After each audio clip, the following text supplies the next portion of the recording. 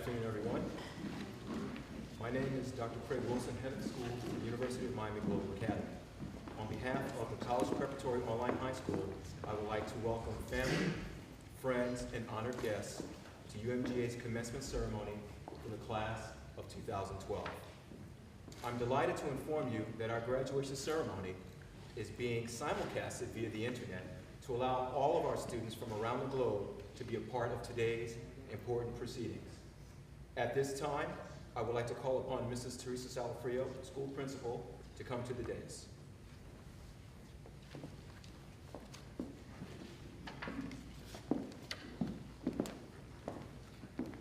Good afternoon. I have the honor today of introducing our commencement speaker to you. Dr. Thomas LeBlanc was appointed Executive Vice President and Provost of the University of Miami in 2005. He is the Chief Academic Officer and Chief Budget Officer for the university, responsible for overseeing and coordinating academic programs in 12 schools and colleges.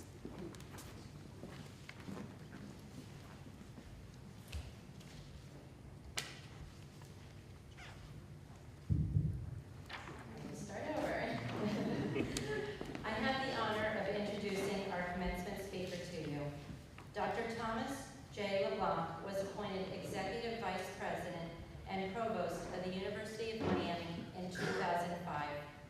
He is the Chief Academic Officer and Chief Budget Officer for the university, responsible for overseeing and coordinating academic programs in 12 schools and colleges. He also holds appointments as Professor of Computer Science in the College of Arts and Sciences and Professor of Electrical and Computer Engineering in the College of Engineering. Previously, Dr. LeBlanc served as the Robert L. and Mary L. Sproul Dean of the Faculty of Arts, Sciences, and Engineering at the University of Rochester. He has published extensively on various aspects of parallel computer systems, including multiprocessor operating systems and architecture, parallel programming languages, and parallel program debugging and performance prediction. His research has been supported by the National School Science Foundation, the Defense Advanced Research Projects Agency, the Office of Naval Research, and the Department of Defense. He holds a PhD and a master's degree in computer science from the University of Wisconsin at Madison, and a bachelor's degree in computer science from the State University of New York. Students, parents, and guests, I am pleased to introduce Dr. Thomas LeBlanc.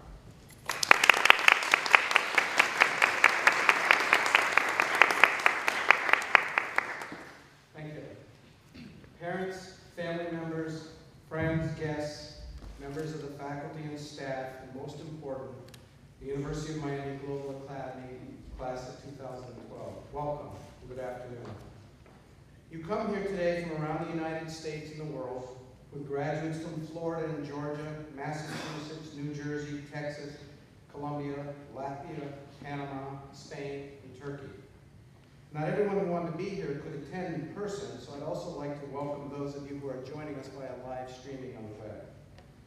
The class of 2012 is the second class to graduate from the online University of Miami Global Academy. Like the class before you, you are on your way to college at distinguished institutions throughout the country, including Florida State, Florida Gulf Coast University, Penn State, New York University, Rollins College, University of Akron, and of course, the University of Miami. Go Canes. You are the vanguard of the new generation of students, comfortable with technology in your everyday lives, especially when it comes to your education. As a computer scientist and a lifelong academician, I would like to take this time to share a few thoughts with you about technology and education. When I was in graduate school studying computer science, I was in the vanguard of a new technology. We had personal workstations connected with a network, but the inexpensive personal computer was yet to be invented, and the internet was still in its formative stage. Since that time, the pace of change during the digital revolution has been unprecedented in human history and has affected almost every aspect of our daily lives.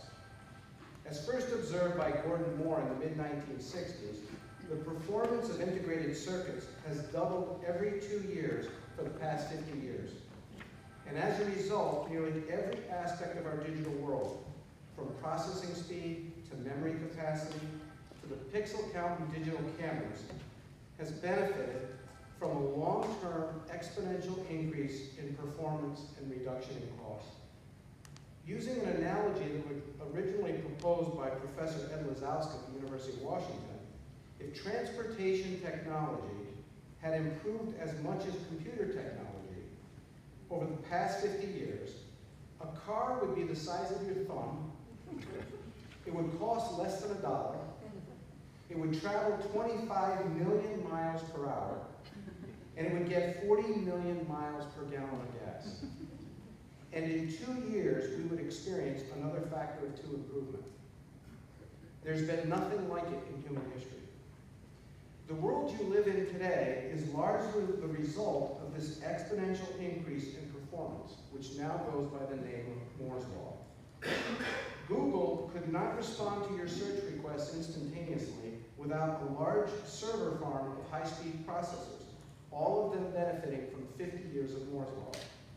You could not store your favorite music on an iPod that fits in your pocket without storage technology that has gotten smaller and smaller and cheaper based on Moore's Law. And the pictures you've been taking of your friends and your family and posting them on Facebook come from an inexpensive camera that is packing more pixels than were available at any price decades ago. Metcalfe's law has had almost as big an effect on your lives today as Moore's Law. Metcalfe's law states that the value of a network, whether it's a communication network or a social network, is proportional to the square of the number of users. That is, if you double the number of users in a network, the value of the network grows by a factor of 4. You all know this intuitively. Your cell phone is much more valuable to you if your friends all have a cell phone. A good example of Metcalfe's law in action is eBay, where the many buyers all benefit from the presence of the sellers, and the sellers all benefit from the presence of many buyers. More recently, we all saw Facebook go public in the stock market with 900 million users, making it the most valuable social network in the history of the world. Cheap processing power, high-speed computers, the World Wide Web, and huge social networks. What does all this have to do with education? Well, after thousands of years of experience with a traditional teaching model based on one teacher in a classroom of students, we are rapidly moving to a new modality for teaching. Online education has the potential to transform education as much as Moore's Law and Metcalfe's Law has transformed how we work and play. The Khan Academy, with over 4.7 million users a month, offers a collection of over 3,200 YouTube videos to meet its mission of providing a free world-class education to anyone, anywhere. Nearly 25% of all middle school students now take at least one course online. According to Project Tomorrow, more than half of middle school and high school students responded to a recent survey by listing the availability of online classes as part of their ideal high school experience. And today we celebrate the graduation of 12 students from the University of Miami Global Academy, many of whom have never set foot on the University of Miami campus or the city of Miami. You are all a part of a new wave that is transforming the educational experience. So what does online education mean? Well, first of all, online education is often synonymous with distance education. The teacher and the students can be in different places, with computers and the internet serving as the intermediary. At some colleges, the teacher is in a lecture hall and the students are in their dorm rooms.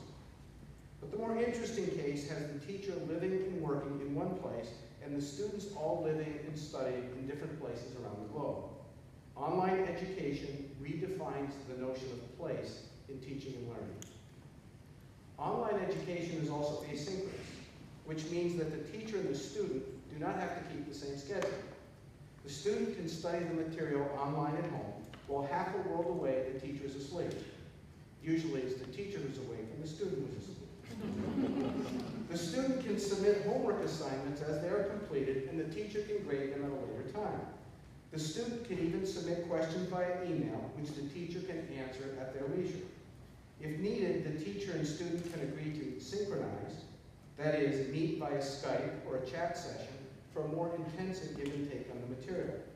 At no time is it ever essential for all the students in the class to synchronize or meet in the same place at the same time. In other words, online education redefines the notion of time in teaching and learning. Online education is also scalable in that there's no inherent limit on class size for online courses. In the absence of space and time constraints, online education can be mass-produced. Stanford's free online iPhone programming course, which was introduced in 2009, hit 1 million downloads in a few months. In fall of 2011, more than 100,000 students took Stanford engineering courses on machine learning, artificial intelligence, and databases. The University of Phoenix has an enrollment of 600,000 students in its online educational offerings. Perhaps most important, online education may be the answer to Baumol's disease. A phenomenon originally described by Bill Bowen and William Baumol in the 60s, Baumol's cost disease refers to any industry, such as the arts, that is burdened with ever-increasing costs because the particular industry cannot benefit from increased productivity and must pay increasing labor costs. As an example, Bowen and Baumol noted that a Mozart string quintet composed in 1787 still requires 5 musicians and the same amount of time to play in 2012. The cost of the musicians has grown roughly with wage inflation, and there's no offsetting productivity gains to lower costs in other ways. On a relative basis, a performance of Mozart's string quintet is enormously more expensive today than it was in 1787. While Moore's law predicts that your iPod will be much cheaper in a few years, Baumol's disease predicts that Mozart's string quintet performance on your iPod will be much more expensive. Where Moore's law identifies areas of predictable productivity improvements, and hence cost savings, Baumol's disease identifies areas of predictable price increases without productivity improvements, and hence relative price increases. An especially important example of Baumol's disease is education, including higher education. Parents, students, politicians, and public policy experts are all concerned about the rising cost of college. College tuition has outpaced inflation for over 30 years and shows no signs of slowing down. But we should all expect tuition to outpace inflation because higher education suffers from Baumol's disease. As in Mozart's time, it requires one teacher to offer a class, and class size is limited by classroom availability and size, and the desire for individual attention for each student. And the time to grade homework assignments and essays is no shorter today than it was in 1787. Can technology help reduce the impact of Baumol's disease in higher education? Can we apply the performance improvements predicted by Moore's law and the network values predicted by Metcalfe's law to lower the cost of education, including higher education? This is one of the great questions of our time, and every elementary school, high school, college, and university will struggle with this question over the coming decades. Online education is especially effective at delivering course content and skills acquisition. Self-directed learning, augmented by individual attention as needed, is a mechanism for productivity improvement, but will always be limited by the desire and the need for individual attention. Accreditation can be met by the use of standardized tests, which can be graded efficiently using technology. Socialization is a critical part of every college education, and it's difficult to meet with online education, although the growing use of social networks suggests that help is on the way in this area as well.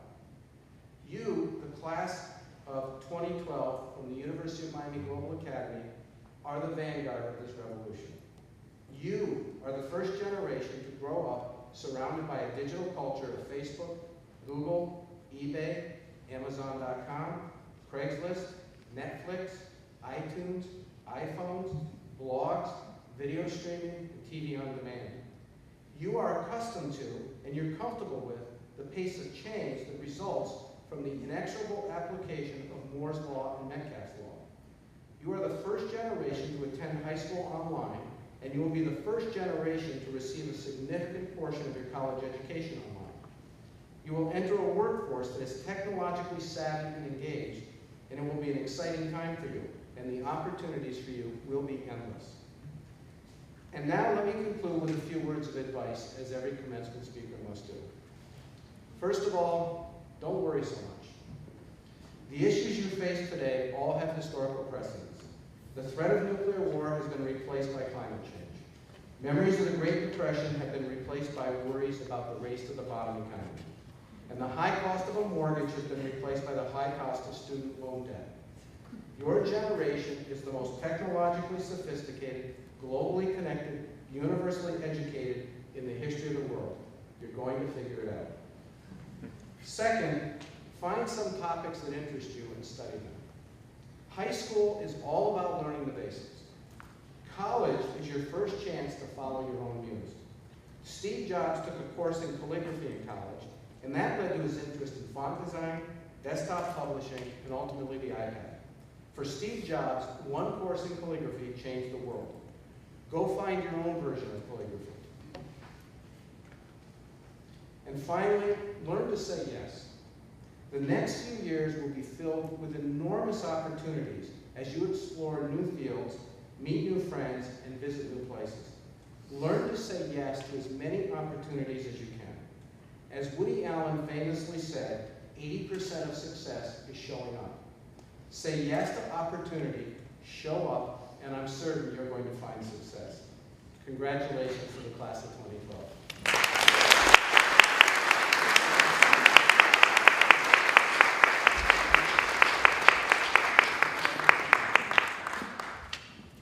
Thank you, Dr. LeBlanc. Our student speaker for today's commencement ceremony is Caroline Murphy. Caroline is an exceptional student and that she has been able to balance a very busy dance schedule with her schoolwork and community service. Caroline has been dancing since she was 3 and began training extensively when she was just 8 years old. For the past 2 years, she has received pre-professional ballet training at the Gelsey Kirkland Academy in New York City, where she is in the studio for 8 hours a day. She has performed repertoire from Swan Lake, Sleeping Beauty, and The Nutcracker, just to name a few. In addition to this intensive dance schedule, Caroline is also an exemplary student. With a weighted GPA of 4.33, she has taken multiple AP and honors courses and is an outstanding writer. Caroline has been accepted to NYU, where she has deferred her enrollment for 1 year. In the fall, Caroline will be traveling to Europe, where she will spend the year receiving additional dance training, and then the following year will attend NYU. I am delighted to introduce to you Caroline Murphy.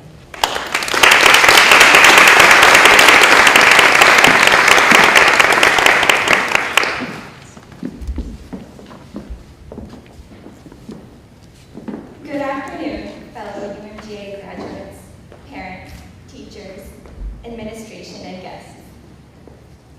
Thank you all for being here today to celebrate the graduation of the UMGA class of 2012. A special thank you to everyone who worked so hard to make this graduation week a memorable experience for all of us. When I began middle school in Boston, Massachusetts, I would often peek into the senior homeroom and wonder what it feels like to be approaching the end of high school. I often imagined my own graduation. As an 11-year-old, with my roots firmly planted in Boston, I never would have guessed this much anticipated day would be taking place in Miami. And the school I would be graduating from would be an online school. But I wouldn't have it any other way. So how did I end up standing in front of you today? To put it simply, I have a passion that has guided me throughout my life, like many of you. My passion is ballet. Before I go any further, I should probably clarify. No, my life is not like Black Swan. Well, most of the time. Eventually, my dance training brought me to New York City, where I've been living and training for the past 2 years. ballet training requires a tremendous amount of sacrifice. I have willingly given up many aspects of a traditional childhood to pursue my dream. One thing I was never willing to sacrifice, however, is my education. So, as I got older and my training got more and more intense, a traditional high school schedule was no longer possible. Luckily, I found the solution to my problem, UMGA. UMGA has given us all a top quality education and given us the flexibility to pursue our dreams outside of the classroom. We are also lucky to have found UMGA, and I would like to thank all the teachers and administration for making the school so incredible. UMGA is truly a special community, and each and every teacher I have had has been so knowledgeable and supportive. I think my classmates would all agree we would not have made it to this day without your guidance. And to you, my classmates, even though we all sit at our computers in separate corners of the globe, we were never alone in our studies. I have loved getting to know you in person over the past few days. Though we have all connected through UMGA clubs and via Skype, it's great to finally put a UM Gather post together with a face. Looking back at my high school experience reminds me of one of my favorite pieces of literature, Oh, the Places You'll Go, by Dr. Seuss. The book begins, "Congratulations, today is your day. You're off to great places, you're off and away." This is true of all of us graduates. I am sure you all have bright futures ahead of you, and I am honored I am able to take this first step into our future with you all. The next, and perhaps most significant lines are, you have brains in your head, you have feet in your shoes, now you can steer yourself in any direction you choose. Thanks to our teachers here at UMGA, we do indeed have brains in our head. And since we have not been confined to a classroom, we have real-life experience and skills aside from academic knowledge. We all have feet in our shoes, whether they are ballet shoes, tennis shoes, soccer cleats, riding boots, or no shoes for those swimmers out there. For people as talented and motivated as the UMGA class of 2012, the possibilities are endless. Plus, since Dr. Seuss's day, we have made a few technological advancements, to say the least, making the potential places you'll go even more numerous. As online school students, we know better than anybody about technology's ability to bridge geographical gaps. In fact, as I wrote this speech, I was fielding tweets and Facebook messages from friends across the globe. But social media has some more productive uses as well. For instance, I could send my YouTube audition video to ballet companies on every continent with just a click of my mouse. Let's continue to embrace technology and the global world it's fostering. Later, Dr. Seuss asks, and will you succeed? Yes, you will indeed. 98 3/4% guaranteed. I believe above all else, this is the most important thing to remember. We must trust ourselves. Trust that you can succeed. In a recent performance, I had to do a difficult series of turns right in the center of the stage. I never had any trouble with the turns during my countless rehearsals in the studio. During my dress rehearsal on stage, however, I let nerves get the best of me. I remember thinking, right as I was taking off for the first turn, I can't do this. Well, if there's one thing ballet has taught me, it's that that thought never ends well. As expected, I fell out of the turns early. After rehearsal, my teacher approached me and in her thick Russian accent asked me, "Caroline, what happened? Why you not make pirouette? You do well in studio. Why you become scared?" I thought to myself, she's right, I've done this 1,000 times. In the performance, I remembered just that and pulled it off no problem. All it took was a little trust in myself.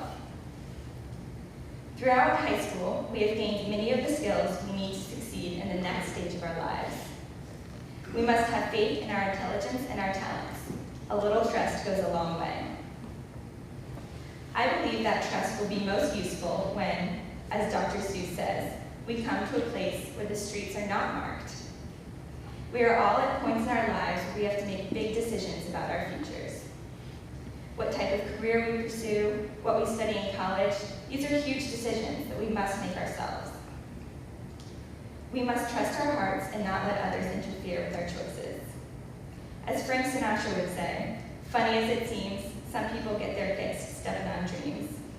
But hey, that's life, so let's not let it get in the way of our goals, whatever they may be. Finally, I think Dr. Seuss says it best. You're off to great places, today is your day, your mountain is waiting, so get on your way. Congratulations, UMGA Class of 2012.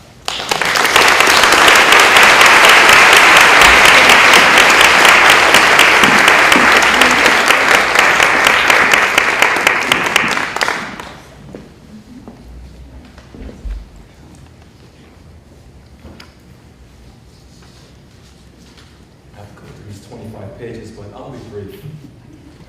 Let me start by saying that I'm extremely proud of our graduates, past and present. In fact, one of last year's graduates, Jenny Cormerling, created a wonderful graphic we used for our graduation booklet, and I forgot to publicly acknowledge her. So Jenny, if you're watching, thank you for the wonderful artwork, and this is the artwork that she actually put forth last year in our booklet. Our graduates have honed their skills as critical thinkers, passion pursuers, and truly learned what it means to be responsible global citizens. They embody the very essence of the Global Academy mission triumvirate: learn, live, give.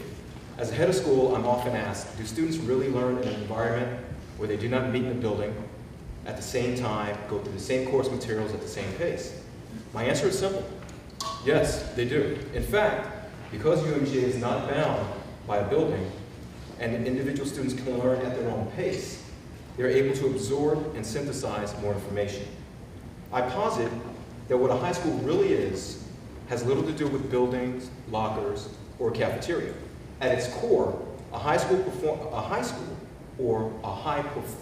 high school is the heart, mind, and soul of its educators and students that become bounded in the timeless ritual of intellectual discovery, knowledge sharing, and subject matter mastery. The Global Academy is global. Our students hail from over 26 countries, and this year's graduates are from Colombia, Latvia, Panama, Spain, Turkey, and throughout the United States.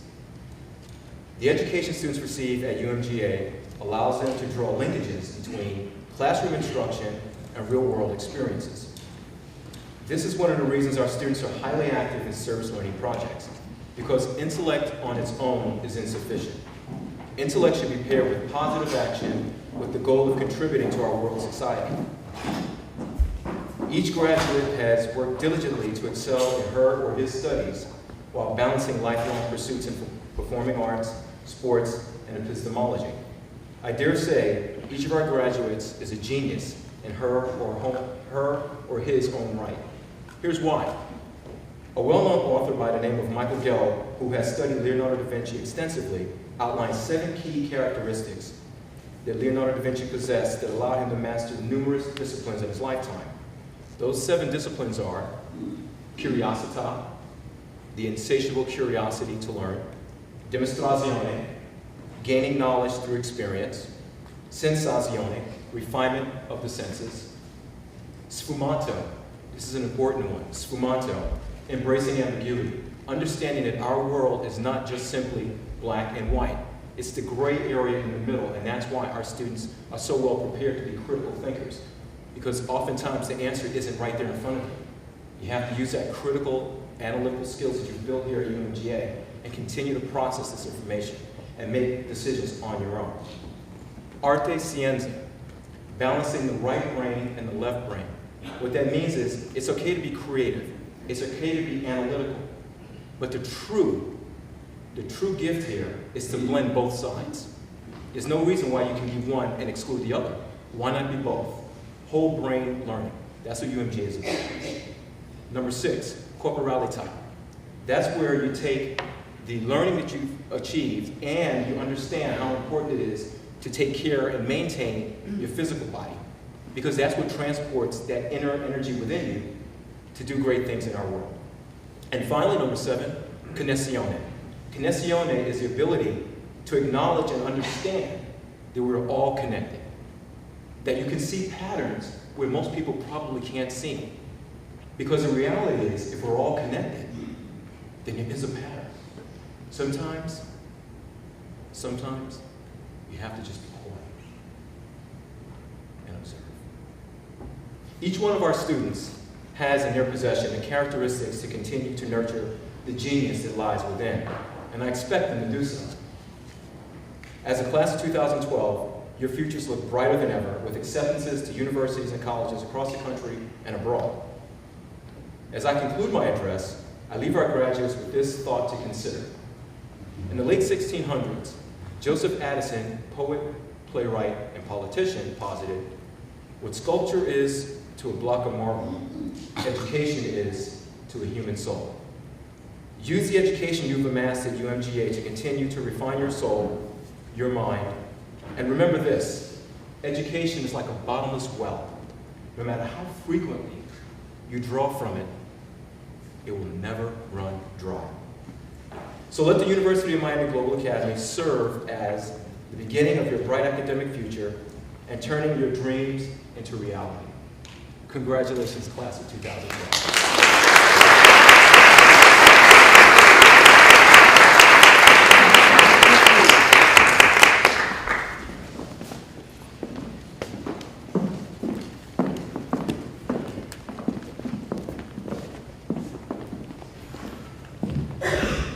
We will now have the presentation of diplomas.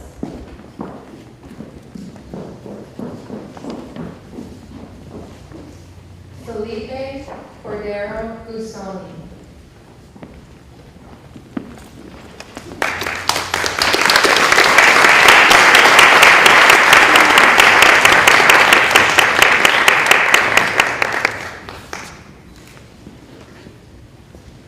Delai Bayraktar.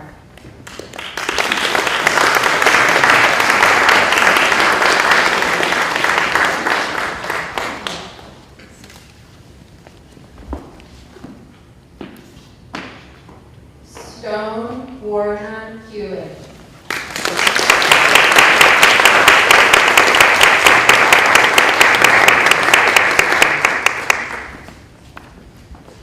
Signe Lazdina.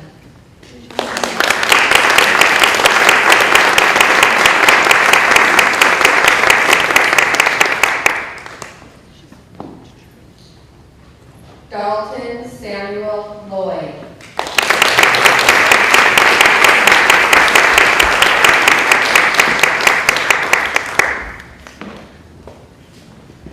Carolyn Elliott Murphy.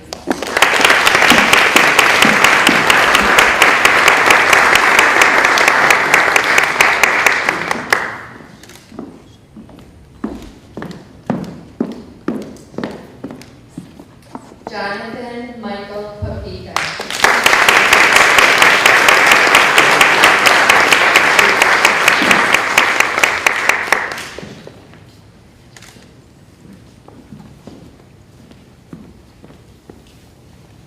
Kenya Vasayo Soto.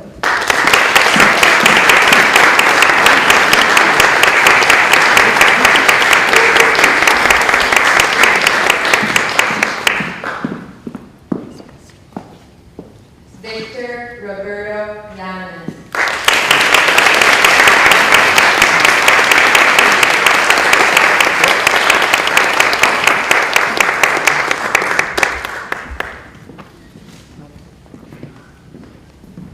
Okay, graduates, please stand and face the audience.